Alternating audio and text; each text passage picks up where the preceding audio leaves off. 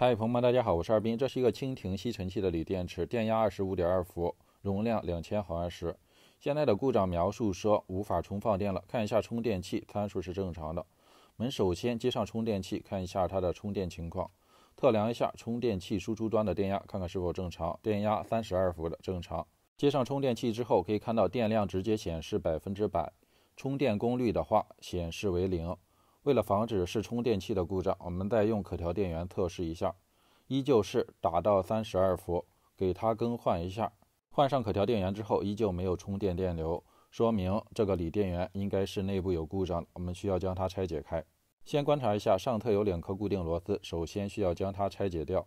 打开这个小的外壳，里面有吸管一类的东西。接着观察了一下下侧的这个端盖，好像是卡扣进行固定的，用撬棒轻轻的撬几下将它打开。拆解的时候不要硬掰，慢慢的将它插入，然后慢慢的撬。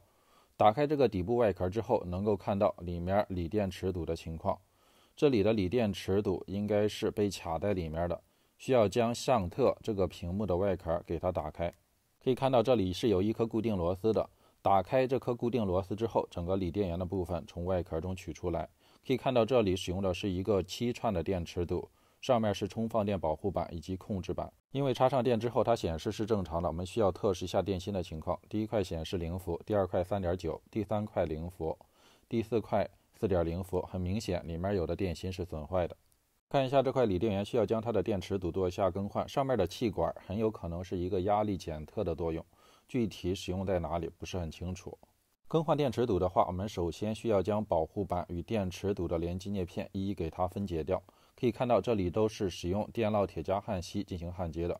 如果说用电烙铁无法拆解的话，也可以直接将电池堵镍片的位置给它剪切开。这一款锂电源它的充放电保护板是没有断电保护功能的，所以说拆解的时候放心大胆就可以，没有什么步骤而言。拆解掉保护板之后，接着将电池堵的连接镍片全部给它清除掉。清除完成之后，这个电池支架才能够打开。它原装使用的是台湾魔力的18650电芯，容量是2000毫安时的，准备给它更换上力神2000毫安时10C放电倍率的动力电芯。电芯需要按照旧电池堵电芯的方向放置到电池支架上。之后需要剪取合适长度和宽度的连接镍片，准备电池堵进行一下串联连接。可以看到电池支架上标注了连接镍片的形状以及长度。